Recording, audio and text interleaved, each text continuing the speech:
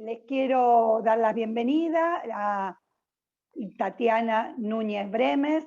Ella va a tener su ponencia, Museo, Identidad y Orgullo. La quiero presentar a Tatiana. Buen día, Tatiana, ¿cómo estás? Ahí te estamos viendo.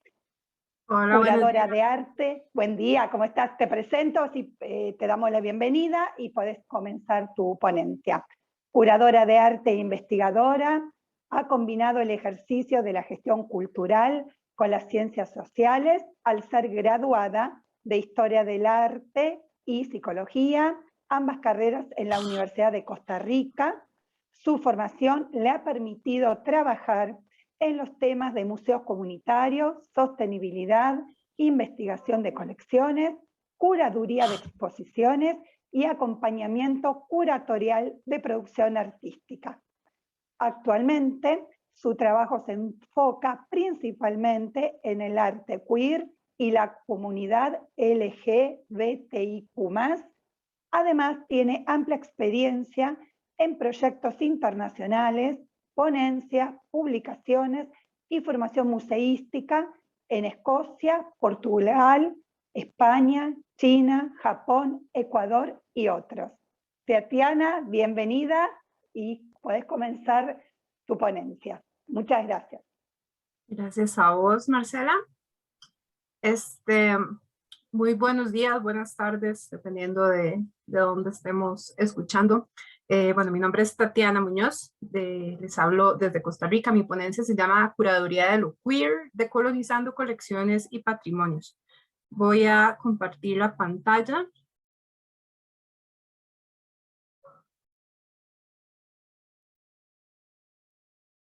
Ok, listo. Entonces, también agradezco mucho a SINPAC por esta invitación a participar en esta jornada, particularmente a la señora Virginia González, presidenta de esta asociación, por su interés en el tema de la inclusión de temas LGBTIQ+ en los museos, y que este sea un eje que se visibilice en este espacio de conversación. Entonces vamos a conversar algunos temas. Esta es más o menos la agenda de esta conversación, ¿verdad? Un poco la definición de museo y nuevas virtualidades, lo cual se va a conectar mucho con la reflexión anterior, con la conferencia anterior. Vamos a hablar de las colecciones y comunidades, vamos a repensar el patrimonio, algunas reflexiones finales y la sección de preguntas y respuestas.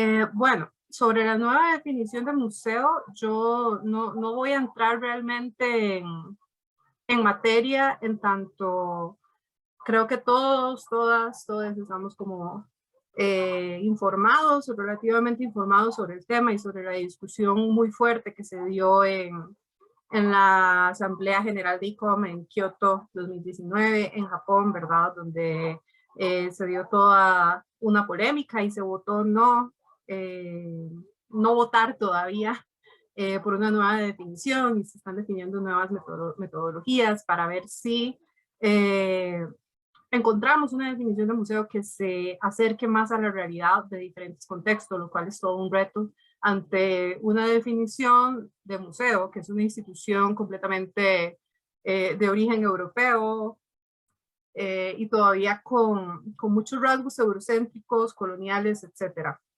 Entonces, esto implica para todos y todas una redefinición también de los conceptos que se asocian al museo. Hoy me convoca a repensar en términos de mi propia experiencia y la de algunos y algunas colegas, de lo que es el contexto latinoamericano y que hemos experimentado con nuevas prácticas en la materia de la virtualidad, el coleccionismo, el patrimonio. Entonces, les cuento que yo estoy realizando una investigación ya casi finalizada, espero próximamente publicada, sobre la historiografía del concepto de museo virtual. Como historiadora del arte, pues me interesó mucho rastrear a partir de muchas publicaciones de muchos países, de muchos museos, cómo es que empieza a surgir el museo virtual como concepto en sí, nunca explícitamente, sino de una forma que se va construyendo como por inercia, de una manera orgánica, ¿verdad? Y entonces encontramos, por ejemplo, que los museos grandes son los que empiezan con lo que en su momento se llamó un museo virtual, ¿verdad? Como a finales de los 90, inicios de los 2000.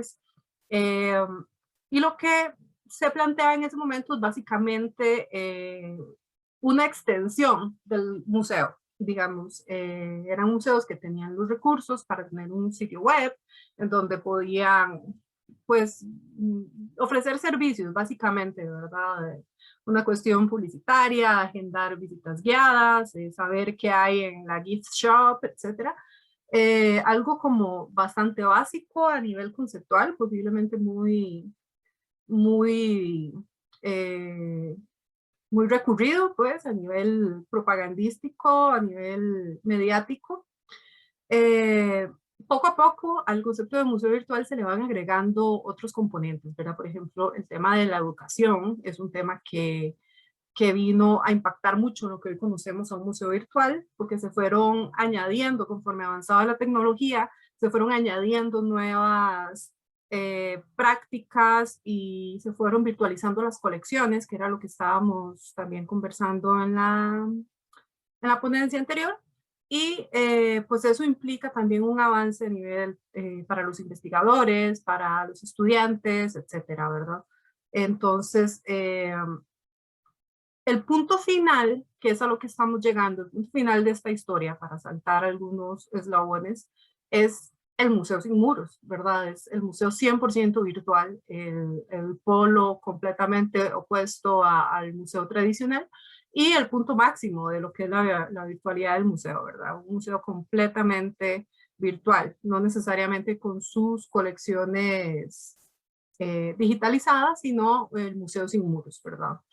Para el tercer mundo, descubrí que eso ha sido una herramienta maravillosa, esto de la virtualidad, incluso en tiempos antes del COVID. Estoy hablando de una investigación que de hecho empezó antes de que nos afectara esta pandemia, que nos exigió una virtualización global, espontánea, súbita, incluso agresiva, de la que no supimos en el momento cómo defendernos. Pues en realidad esta virtualidad desde antes de la pandemia estaba siendo un éxito en América Latina sin darnos cuenta, tal vez en el sentido de que a nivel de sostenibilidad tiene muchas implicaciones, ¿verdad? No es lo mismo darle sostenibilidad a un museo con estructura, con cubo blanco, que requiere pues una cantidad de personal y de recursos que a veces los museos pequeños latinoamericanos y de temática LGBTIQ, como los que estoy en este momento representando, vieron allí una salida maravillosa para exponer sus ideas, para hablar de su comunidad y, por supuesto, para crear nuevos tipos de patrimonio, de colección y poder polemizar un poco en el tema.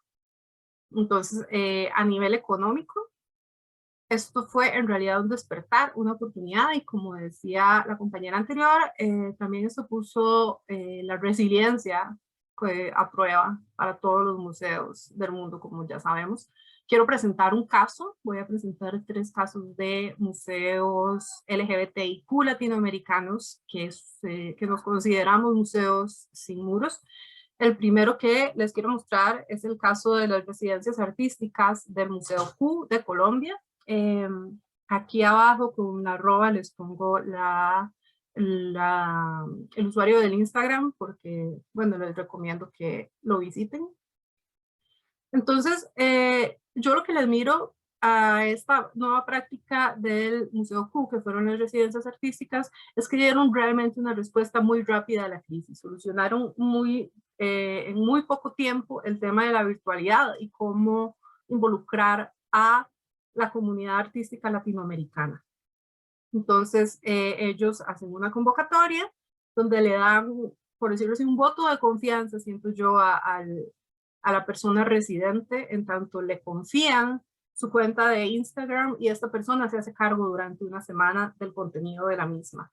Entonces fue bastante interesante tener a nivel remoto, a nivel latinoamericano también, esta oportunidad de ver artistas produciendo a nivel virtual e involucrando a los espectadores o a los seguidores de la página, ¿verdad? Porque también el Instagram tiene muchas herramientas de las que tal vez no estamos del todo informados, entonces hay herramientas que involucran a la gente, que permite hacer votaciones, encuestas, que permite hacer videos largos, narraciones, y bueno, en lo que revisé, hasta ahora han participado 25 artistas, han sido más o menos 4 o 5 temporadas de residencias, lo cual es pues bastante, ha habido una respuesta muy bonita del público, y siempre el museo ofreció acompañamiento del equipo, ¿verdad? Lo que es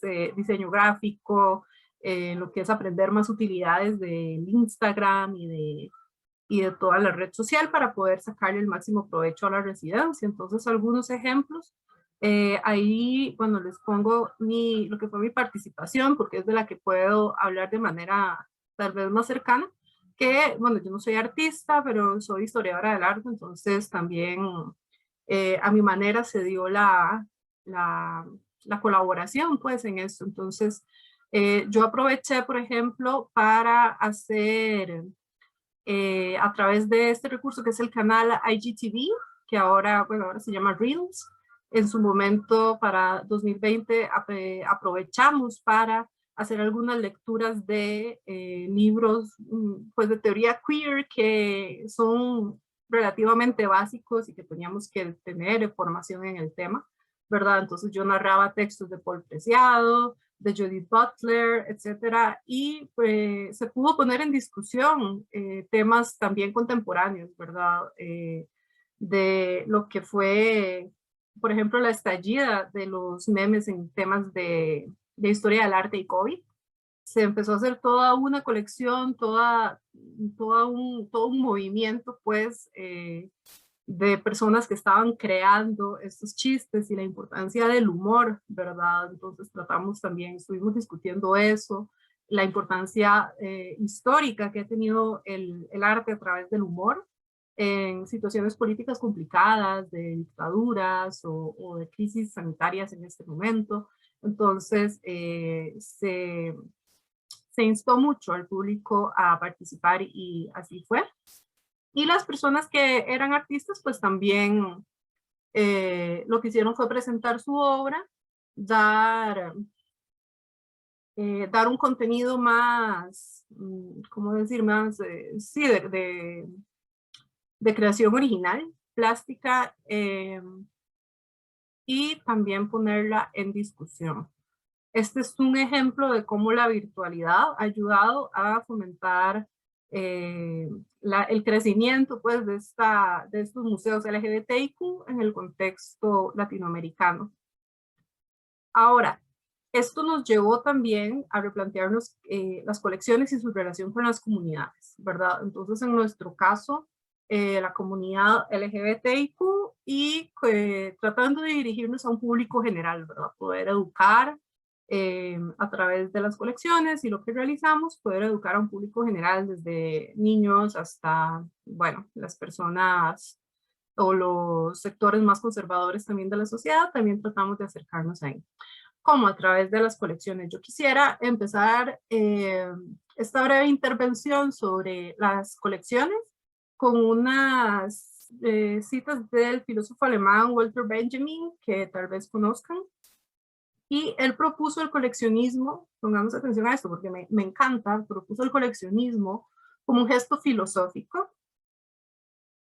Estas tres viñetas vienen de Walter Benjamin, como un gesto filosófico, la colección como un ejercicio de memoria con la promesa de un futuro. Una acción que se traduce en un compromiso con la justicia. Y Benjamin se refería aquí a colecciones de libros y colecciones privadas, pero apropiándome y resignificando todas estas palabras para el propósito de hoy, creo que la idea puede ayudarnos también a problematizar una pregunta generadora, ¿verdad? ¿Cómo pueden los museos trabajar de manera ética y de manera responsable con sus comunidades? En este caso, la comunidad LGBTIQ, durante las iniciativas de coleccionismo contemporáneo, ¿verdad? Lo que estamos enfrentando en este momento. Entonces, también me pareció muy pertinente una cita de Susan Davis que dice que coleccionar refleja los valores de la institución, en este caso de los museos, y no siempre de la comunidad, ¿verdad? Cuando se da la participación de la comunidad, ¿verdad? Entonces, cómo nosotros a través de el involucramiento de la comunidad estamos reflejando qué es lo que queremos, qué es lo que nos guía, cuál es nuestro norte, nuestros objetivos, ¿verdad? Y esto se da a través de la colección. Ahora, ¿qué tipo de colección?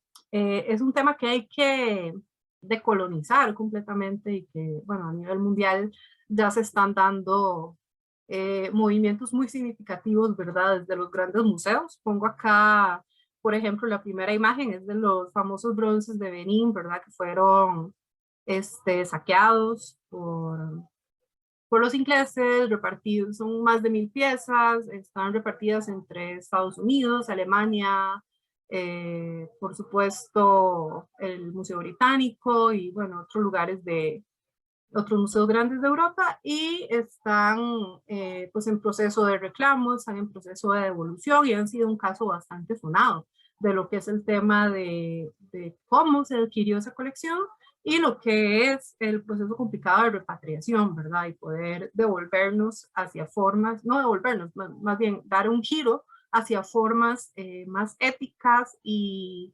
consensuadas, creo que esa es la palabra, formas consensuadas por todas las partes involucradas de adquirir una colección.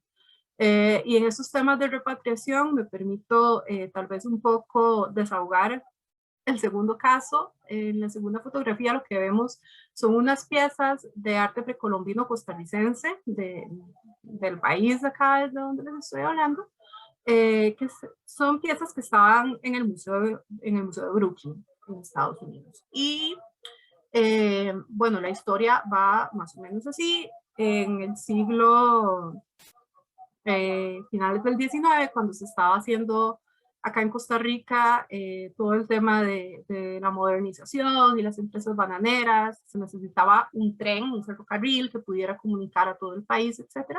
Esa es una tarea que se da por Minor Keith, que es un norteamericano, y conforme van excavando a través de todo el país, pues van encontrando estos tesoros, ¿verdad? Estas obras precolombinas costarricenses, y el señor Minor Keith se las va llevando hacia Estados Unidos y quedan todas en el Museo de Brooklyn, son alrededor de 1300 y de pronto aparece la noticia en todos los, bueno, los medios nacionales acá y en las revistas más famosas de arte contemporáneo, no sé, Hyperallergic, Artnet, Art News, empiezan a aclamar esta devolución de un montón de artefactos y salen fotos con la ministra de Cultura de nuestro país y yo decía como, wow, ¿qué fue esto? Cuando empiezo a leer bien la noticia, no fue realmente como un acto decolonizador que buscaba repatriar una colección que fue, digamos, ilegalmente o poco, no ilegalmente porque no habían leyes de patrimonio en ese momento, pero sí no fue tampoco una forma ética de adquisición. Y el Museo de Brooklyn lo que declara es básicamente, bueno, estaban ocupando mucho espacio y son cosas como que no tienen ningún valor para el museo. Entonces lo que están haciendo es como deshacerse, como haciendo una limpieza de acopio, y la forma en que lo expresan a los medios de comunicación es bastante peyorativa, en realidad, ¿verdad? Entonces algo que en superficie parecía ser una buena noticia de la repatriación de 1300 piezas precolombinas, pues a final de cuentas la intención es bastante, o por lo menos como se le expresa públicamente, es bastante mirando el patrimonio latinoamericano muy por encima del hombro, como decimos en algunos países. Y todas estas historias hay que desmenuzarlas bastante antes de aclamarlas, hay que saber qué juegos se están dando políticos dentro de los museos, dentro de los ministerios de cultura, etcétera, y qué procesos legales se están llevando a cabo. Entonces, para este caso, para este tema quiero traer un caso número 2, que es del museo mío, Museo de la Identidad y el Orgullo, que es de acá de Costa Rica y con el cual yo colaboro. Quiero hablarles del proyecto Quiero Queer, que es una forma en la que estuvimos planteando otra forma de colección, ¿verdad? Entonces, entre los colegas empezamos a problematizar el tema de la colección y planteamos el tema del contracoleccionismo, en inglés lo estamos llamando counter collecting, que no es necesariamente un anticoleccionismo, ¿verdad? Hay que saber interpretar el prefijo, porque no nos estamos oponiendo al coleccionismo tradicional, siempre y cuando sea ético y consensuado, pero sí creemos que hay que hacer un viraje contra también ese tipo de única manera de colección. Y nos dedicamos entonces a coleccionar memorias, biografías, afectos, historias, como a través de Quiero Queer, que es una exposición que hicimos a manera de podcast. Les voy a presentar el intro nada más para que se hagan una idea de cómo fue.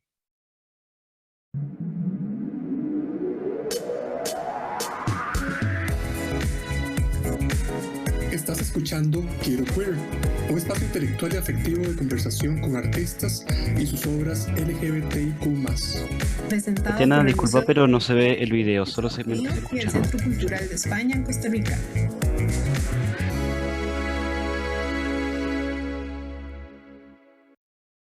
¿Sí se escuchó? ¿Alguien retroaliménteme? Se escuchó, pero no se vio el video. No, no era un video. Ah, listo. Sí, era un audio. Gracias. Ok, entonces lo que buscamos con esto fue logramos reunir a 16 artistas LGBTIQ que residieran acá en Costa Rica o personas aliadas y que trabajaran el tema en sus obras, ¿verdad? Artistas visuales por el momento. Y lo que logramos fue una serie de entrevistas donde por primera vez en Costa Rica se hace, no necesariamente un grupo, eso no fue con la intención de hacer comunidad, porque el grupo que reunimos es bastante diverso y bastante heterogéneo, pero nos pudieron mostrar toda la autorreferencialidad que hay en su obra, ¿verdad? Porque nosotros estamos curando desde los afectos, estamos curando desde intentamos siempre curar como desde el orgullo, desde la identidad, de ahí el nombre del museo, desde la ternura, desde la alegría, pero también pudimos, ¿verdad? Por supuesto, rastrear que la mayoría de estos artistas empezaron creando desde el odio, desde el dolor, desde la vergüenza, por el simple hecho, ¿verdad?, de que somos de la comunidad LGBTIQ, hemos sufrido una violencia estructural muy grande en la historia, fue sufrido el rechazo de nuestras familias. Bueno, eso es un tema que le cambia la vida a cualquiera y que ninguna persona que no haya pasado por eso podría entender. Y poder develar y crear ese espacio para que los artistas mostraran la autobiografía y los afectos que se estaban jugando en sus obras de arte, en realidad fue un espacio riquísimo, inédito en todo nuestro país, porque además fue un mapeo de alrededor de 2 años, 1 año y medio para encontrar a toda esta cantidad de artistas, porque como les digo, no estaban localizados en un solo, qué sé yo, documento, en una sola exposición. Y bueno, recuperamos 16 y más bien se fueron acercando más, digamos, que querían participar en futuros proyectos, se fue ampliando la base de datos y eso fue bastante importante, ir creando este grupo, estas referencias, porque ese era un problema también. Nosotros como museo LGBTIQ, que es único en Mesoamérica y el Caribe, en Centroamérica, y queremos como tener esta representación de la región, no teníamos referentes realmente como este tipo, y aquí lo que hicimos fue crear colección, el tipo de colección que queremos crear, ¿verdad? Memorias, biografías, afectos e historias. Y salirnos también de la oficialidad del halo sagrado, del objeto único, irrepetible, que esa también es una idea de Walter Benjamin, que nos parece completamente contemporáneo, que fue escrito hace más de 100 años. La dirección del museo también está ahí, Museo MIUCR. Y les invito a que busquen en Spotify Quiero Queer. En realidad, más que una gran obra de locución, es en realidad una compilación de mucho material, que puede ser una exposición de afectos terminada o puede ser también un archivo. Es una documentación importante que va a quedar pues con libre acceso permanentemente para estudio, para deconstrucción de discurso, para estudios de casos, etc. Y eso fue un gran logro que realizamos en cooperación con el Centro Cultural España, acá en Costa Rica, que nos enseñaron estas experiencias también la importancia de la cuestión que sería interinstitucional, de las colaboraciones a nivel nacional, porque tal vez nos estábamos tirando muy directamente a lo internacional, aliándonos entre los museos LGBTIQ latinoamericanos, pero bueno, también encontramos bastante interés en instituciones acá que no necesariamente tratan del tema, pero sí lo tienen en su agenda. Entonces es fácil encontrar aliados, aliades, es bastante más fácil de lo que podíamos pensar. Y de pronto entonces lo que es colección, lo que es archivo, lo que es documento, empiezan a intercalarse y nos damos cuenta que es una línea realmente frágil la que divide este tipo de instituciones, un archivo, un museo y demás lugares dedicados a la cultura y la documentación, incluso con una biblioteca, ¿verdad? Hay una línea bastante frágil, bastante tenue, que, bueno, se va borrando en realidad cuando problematizamos las colecciones. Y de pronto tenemos los curadores, los museólogos, etcétera, y eso le ha pasado, estoy segura, a todas las personas que trabajan en museos, que de pronto tenemos, como se dice popularmente, que salir de la zona de confort. Y con esto me refiero a que tenemos que desempeñar funciones para las que no fuimos entrenados, para las que no fuimos estudiados, cosas que nunca habíamos hecho, en este caso los curadores siendo locutores, ¿verdad? O sea, con un desempeño no necesariamente el mejor, pero que lo importante era en realidad lo que decían los artistas. Y eso, el objetivo en ese sentido fue completamente y satisfactoriamente resuelto. Pero entonces de pronto tenemos también que saber de software, de sonido, tenemos que saber de diseño web, tenemos que aprender sobre plataformas virtuales, sobre edición de sonido, ¿verdad? Entonces de pronto estamos haciendo prácticas museológicas, entre comillas, invisibles, que tal vez no se notan a nivel público, a nivel de comunidad, pero que dentro del museo y para los profesionales de museo están haciendo realmente algo revolucionario, un poco forzado, pero que como decíamos, parte de la resiliencia también ha sido esto, aprender nuevos oficios para los que no fuimos necesariamente formados. ¿Y qué nos dice el museo? Entonces, a partir de esta colección, volviendo al tema de acá del British, ¿qué nos cuenta el museo de lo que es su historia a partir de la colección? Pensemos también en los museos nacionales, cada uno de nosotros dentro de nuestro país, ¿qué es un museo nacional? ¿Qué es lo que está contando? Hay una oficialidad ahí que se está repitiendo, que no es solo cómo adquirir una colección, sino también qué hacen con ella, ¿verdad? Entonces, es importante porque las tareas, entre muchas, como curadores, como museólogos, giran en torno a la colección, ¿verdad? Cuidarla, incrementarla, investigarla, exponerla. Entonces, ¿cómo hacemos un uso de ella para dar un mensaje de inclusión, un mensaje de respeto, de no discriminación a la población LGBTIQ, pero aplica para cualquier población históricamente excluida?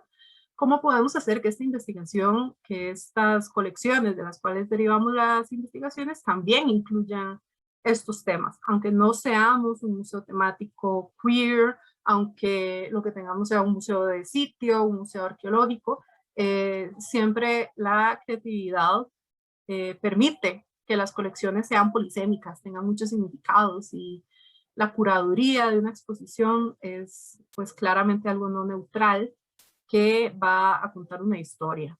vamos a ver, bueno, esto de Quiero Queer, son algunas imágenes de los artistas que participaron. Como les digo, fueron 16. Aquí les estoy presentando algunos. Fue un episodio para cada artista. Quedamos en general bastante satisfechos todos con los resultados, porque también se trataron temas de cuerpos diversos, de transición a lo que es la transexualidad, y tuvimos artistas emergentes, artistas ya reconocidos. Fue una cuestión bastante diversa, valga la palabra, que nos interesa tanto aquí. El otro eje sobre el que yo quería conversar un poco era el patrimonio. Yo sé que estoy acá conversando en una jornada de una institución que se encarga mucho de preservar el patrimonio, ¿verdad? Entonces, quería traer un poco a discusión. A mí me incomoda mucho la palabra.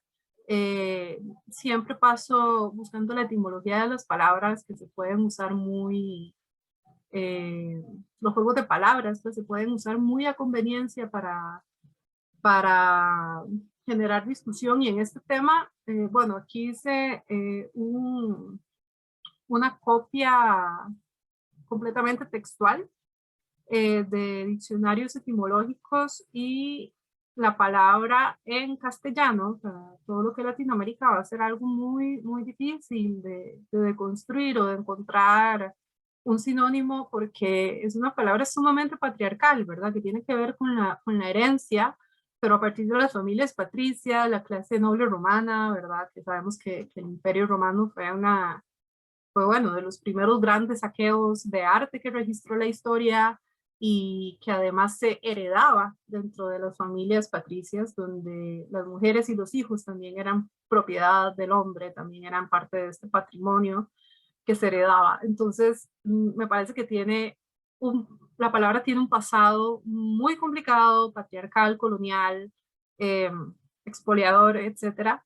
Y no deja de incomodarme. En inglés también puse la etimología y es completamente distinta, que parece que se relaciona más con el antiguo francés, y entonces inheritance, heritage, no tiene necesariamente ese componente patriarcal.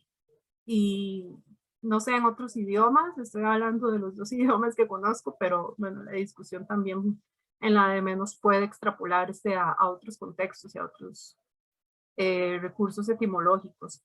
Entonces, a partir de esta inquietud que tengo, yo quisiera traer a colación un concepto que es patrimonio queer, que lo aprendí de la colega argentina Florencia Croiset. Ella habla de un patrimonio queer que nace a partir de los activismos. ¿Cómo? Vamos a ver, ok. ¿Cómo empieza a replantearse este patrimonio queer? Se refiere básicamente a cómo los activismos LGBTIQ o de otras minorías empiezan a rescatar todo lo que fue destruido de la historia oficial, ¿verdad? Porque los medios los invisibilizaron, la historia oficial no los menciona, no los nombra, o ya sea por represión policial de las autoridades, se destruye todo lo que podría ser el patrimonio de una historia de discriminación de una comunidad. Entonces, de pronto, solo las personas activistas pueden poseer estos objetos, ya sean panfletos, fotos, banderas, cualquier tipo de elemento, de objeto que cuente la historia, de cosas que fueron rechazadas por la familia de los activistas o de personajes históricos en la lucha, objetos rechazados por museos, etcétera. Entonces, de pronto esto es patrimonio también, porque está contando cómo se dieron las peleas en cada contexto, en cada país. Para este caso, me encanta contarles del Museo DI. Este se encuentra en Chile, y ellos hacen una exposición de patrimonio cultural. Esto fue también hace poco. Todos los proyectos de los que les estoy hablando fueron 2020, 2021, todo está muy reciente. Entonces el Museo DI hace esta convocatoria para formar nuevas historias y nuevo patrimonio, un patrimonio queer donde se convocan artistas. y se hace una colección, una exposición virtual a través del Instagram, ¿verdad? Otra vez usando los medios tecnológicos y las redes sociales que de pronto son importantísimas a nivel cultural. Aquí les pongo dos ejemplos de artistas, ¿verdad? Uno de textiles, otra persona que hace collage digital. Entonces, en el pie de foto, en el texto de cada una de las fotos, tiene la historia, cómo la persona relata acerca de su obra, o también para los que no somos necesariamente artistas, también si queríamos participar, podíamos enviar objetos, fotos de objetos que nos vincularan con la comunidad. Entonces, por ejemplo, mi participación fue con esta, no sé cómo le dirán en otros países, pulsera, muñequera, que dice Pride, y que, bueno, para mí tenía una historia súper importante de cómo empecé a sentirme parte de la comunidad. Y otra persona envió, por ejemplo, este collar con dos símbolos del sexo femenino, y como les digo, cada objeto traía una historia detrás de ello, y con esto se forma nuevo patrimonio. Y es una iniciativa hermosísima para mí, porque cuando vas pasando por el perfil de Instagram del Museo DI, en realidad es como si fueras viendo una colección de verdad de objetos que fueron importantes para la comunidad, y que de verdad, si empezamos a hilar contenido, nos damos cuenta como sí, está contando una historia. La verdad es que sí hay una curaduría de por medio, a pesar de que no estemos viendo los objetos, que yo coincido en que no, en que nunca una virtualidad va a reemplazar la presencialidad, pero también es importante conocer nuevas formas de colección, problematizar el patrimonio, aceptar que un museo puede ser también de expresión virtual. Y, bueno, sobre patrimonio, yo voy a decir algo un poco arriesgado, pero yo no creo que algo, por ser tradición, deba ser rescatado solo para reproducirse. Solo porque algo fue heredado, yo no tengo que conservarlo. Documentarlo, sí, documentarlo, sí, para generar cambios cuando sea necesario. El hecho de que venga de los antepasados y que se mantenga en un sitio de oficialidad, no necesariamente va a generar conciencia o un cambio hacia la igualdad de las diferentes poblaciones y comunidades, ¿verdad? Y tenemos que tener en cuenta que la forma en que preservemos ese patrimonio y lo utilicemos o vayamos a crear nuevo patrimonio, como estamos proponiendo acá en estos pequeños museos, tenemos que tener en cuenta que eso va a ser la forma en que en el futuro se van a contar las historias, ¿verdad? Una vez que el museo legitima algo como colección, como patrimonio, como historia necesaria de ser contada, eso es lo que va a quedar cuando los museos sigan, los objetos sigan, y ya los que estamos manejando los museos, gestionando en este momento, tal vez ya no vamos a estar, ¿verdad? Entonces, ahorita estamos formando lo que se va a contar en el futuro cuando ya nosotros como seres humanos mortales no estemos. Y es importante entonces esta alianza con la comunidad del museo, que pueda unirse a colectivos, asociaciones que protejan el patrimonio LGBTIQ, porque aquí es donde vemos que el activismo es importante para la preservación o recuperación más bien de ciertas historias. Voy a dar algunas reflexiones finales que espero puedan servirles en su quehacer. No olvidemos que ser pioneros también en temas así, en nuestro respectivo país o contexto, siempre es un riesgo, ¿verdad? Y hay que asumirlo, dar los primeros pasos en algo, ser conscientes de que el contexto particular en que lo haremos nos va a obligar a estar abiertos a críticas, pues nos falta todavía mucho espacio simbólico inclusivo que construir como instituciones culturales. Entonces, bueno, estamos se están dando primeros pasos y la idea con tratar ese tema es que también esos pasos se den de parte de museos que no son temáticos necesariamente LGBTI. Entonces,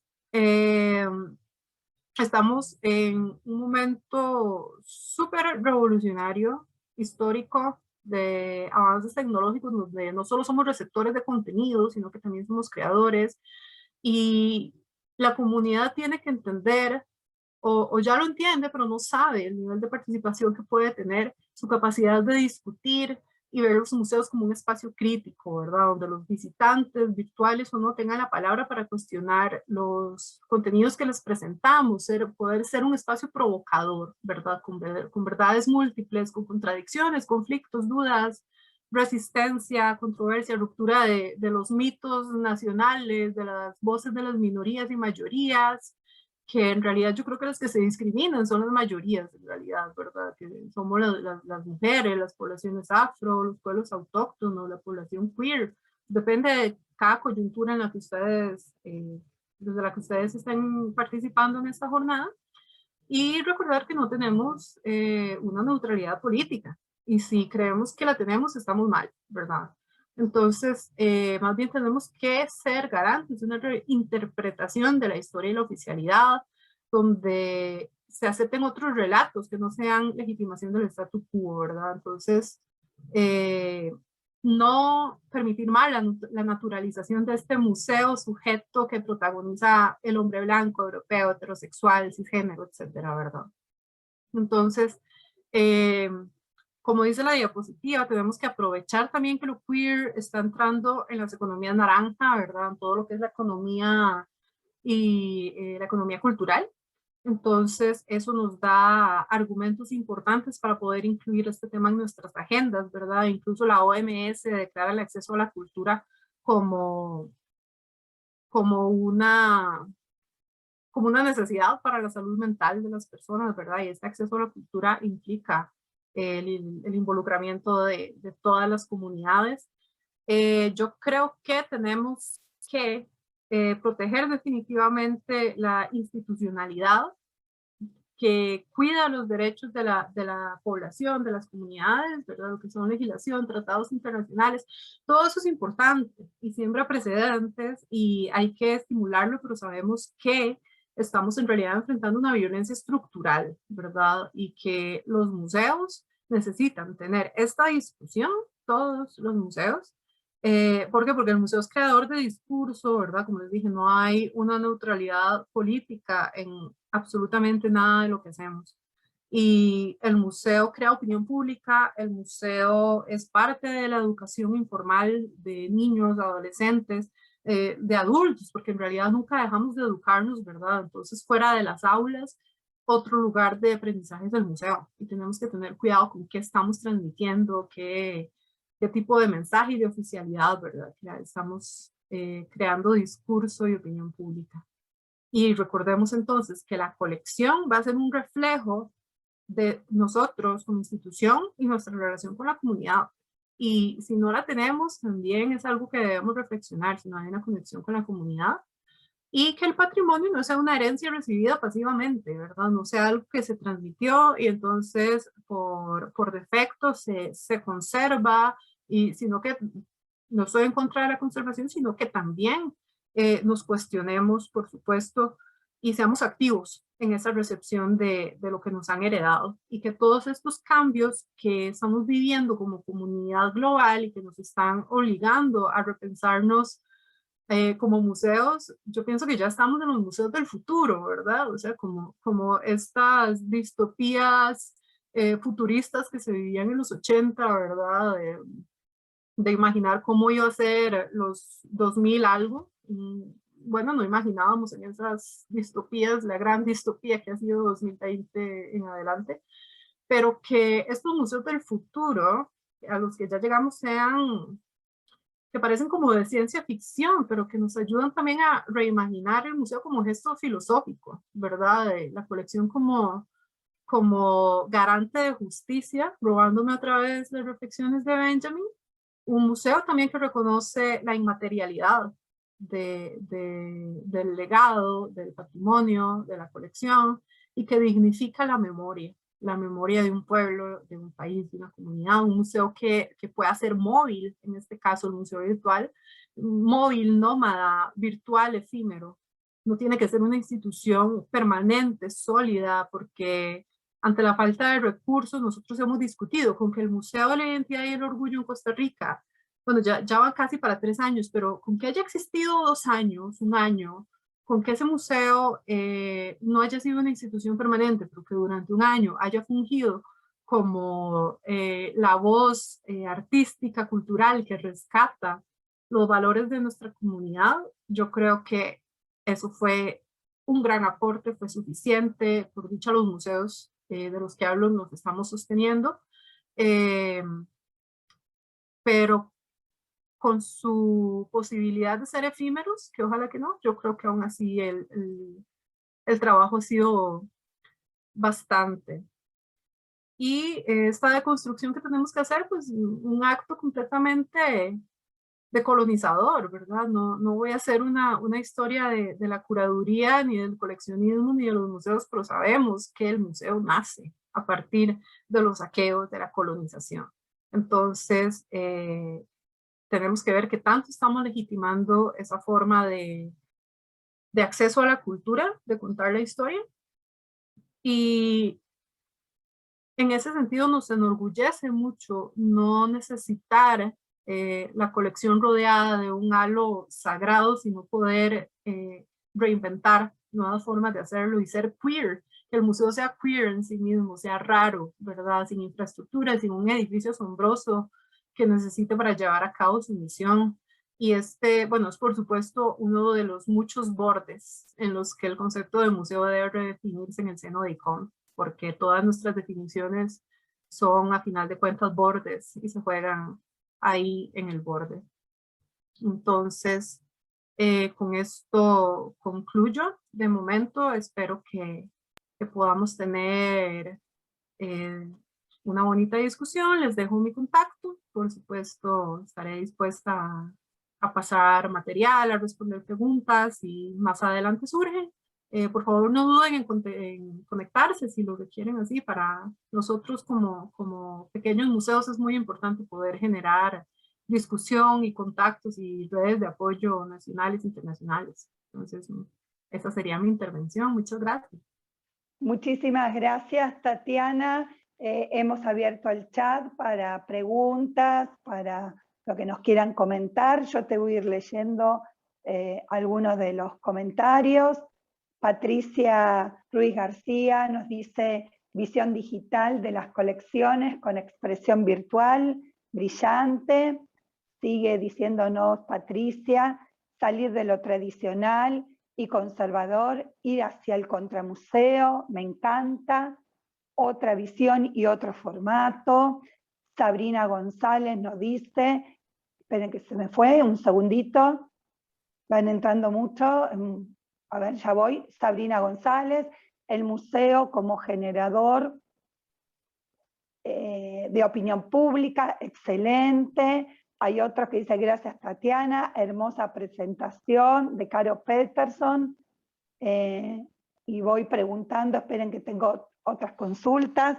María Teresa: me parece que ambos patrimonios tienen su vigencia, el patrimonio tradicional que nos va a dar testimonio de lo que pasó y el patrimonio que deseas construir desde la discusión. Sigo preguntando, espérenme que voy. María Teresa, no, a ver, espérenme un segundito. Silvia Carolina Morales, muchas gracias. Excelente lo del Museo Queer. Gracias, Tatiana. Sigo con los comentarios. María Teresa: el tema del contracoleccionismo estaría ligado a que siento una temática actual que va tomando importancia a partir de la lucha por el respeto y la igualdad. ¿Es porque no hay objetos que representen? Okay, sí, básicamente por eso es importante lo que decía de una construcción nueva de patrimonio, como mencioné la colega Florencia Criset, ¿verdad? Que ella habla del patrimonio queer y de ir rescatando los pequeños objetos. Entonces, por ejemplo, un poquito salido del contexto, pero del contexto latinoamericano, pero en San Francisco, en Estados Unidos, para el mes del orgullo, en junio de este año, pues se empezaron a exhibir trozos de la bandera original del arco iris, ¿verdad? Y pequeños objetos relacionados con la lucha que se dio de resistencia en Stonewall. Y a ese tipo de pequeñas cosas se refiere que van contando una historia. Que, bueno, ya eso es tarea también de investigadores, de curadores, etcétera. ¿Cómo vamos a hacer la colocación histórica contextual de esos objetos? Que sería patrimonio nuevo y que, a propósito de lo que dicen en el otro comentario, sí es un patrimonio que definitivamente coexiste con el patrimonio, digamos, oficial o ya legitimado y establecido. Y esa discusión entre ambos tipos de patrimonio pues tiene que darse, y me parece que es una cuestión riquísima. No hay que quitar mérito a ninguno de los dos, sino ponerlos a conversar, ¿verdad? Y ver cómo nuestra creatividad nos lleva a nuevas discusiones, a nuevas ideas, porque de la nada es como se ha construido nuevos conceptos, cosas más provocativas. La resistencia misma de parte del museo surge cuando no hay nada, precisamente. Entonces hay que aprovechar, digamos, esa escasez para empezar a crearlo, a crear definitivamente esos objetos que representen, o no necesariamente objetos, ¿verdad? Historias, afectos, biografías, todo lo que sea que cuente la historia de la comunidad. Y que algo que se me puede decir, que también es algo en este momento un tema mundial, ¿verdad? O sea, miren todo el movimiento de Black Lives Matter, todo el tema en contra del odio por las personas asiáticas, un montón de movimientos que se están dando, sí, en Estados Unidos, pero que se han ramificado a nosotros como latinoamericanos, que culturalmente y en muchos sentidos estamos influenciados por lo que pasa en el norte. Acá también llegan ecos de esos movimientos, ¿verdad? Por lo menos hablando desde Costa Rica, que tenemos una población afro importante, principalmente de herencia caribeña. Por supuesto que también el tema se alzó y se empezó a discutir. Entonces, cuando hablo de comunidades, en realidad tenemos variables ahí de lujo, porque somos un pueblo poblaciones muy mestizas, muy ricas, muy llenas de variedad. Entonces, mi trabajo acá es hablar de lo LGBTIQ, pero me gustaría pues que también en nuestra mente lo extrapolemos, lo podamos pasar a un montón de comunidades más. Muy bien, hay varias felicitaciones. Nosotros estaremos llegar otras consultas, pero quiero terminar con la de Leita Márquez. Como museo LGTB, es muy bueno mostrar todas las visiones y bordes de las comunidades. Los felicito. Pregunto, ¿es posible que los hayan criticado mucho por ser algo que se abre en estas épocas? Sí, sí, bueno, esta es una pregunta que por lo general hacen y me llama mucho la atención. No podría decir de los compañeros de Chile, de Ecuador, de Colombia, que también tienen estos museos hermanos al nuestro. No sé en realidad ellos en su surgimiento que habrán enfrentado, pero muy específicamente en el caso costarricense, no ha sido como un enfrentamiento que lleve a discusiones violentas o de irrespeto. Hasta el momento eso no ha ocurrido, pero creo que también, y eso es un poco de autocrítica ante la incertidumbre de cómo gestionar temas nuevos y disidentes, también aún hace falta para nuestro museo salir más a la población en general, ¿verdad? No caer en esta endogamia en la que se puede caer de hablar solo entre nosotros, solo entre los de la comunidad, porque eso no genera necesariamente discusión, sino que hay que proyectarse más hacia escuelas primarias, hacia la secundaria, poder hacer trabajos comunitarios con las universidades, por ejemplo, y eso nos está faltando un poco en este momento por temas también de virtualidad. Tenemos que llenarnos de nuevos recursos para ver cómo los planes que teníamos antes de vinculación con la comunidad y otros museos se echaron a perder, por así decirlo, en 2020, que era el tema de ICOM, precisamente, era el tema para el Día de los Museos, ¿verdad? La diversidad, la inclusión, y es un 18 de mayo que nos agarra de pronto con pandemia, que era nuestro tema, y todos los museos de acá más bien tenían puestos los ojos en nosotros y querían hacer colaboraciones con nosotros. Todo eso se interrumpió, pero en la comunidad museística encontramos sorpresivamente mucha apertura. Y como les digo, bueno, no nos hemos enfrentado todavía a algún sector conservador y creo que es una tarea, un súper reto que tenemos de ahora en adelante. Bueno, muchísimas gracias. Caro Flores, muchas gracias, excelente exposición. Maru, gracias Tatiana, y gracias por compartir los enlaces para seguirte y poder continuar tejiendo redes.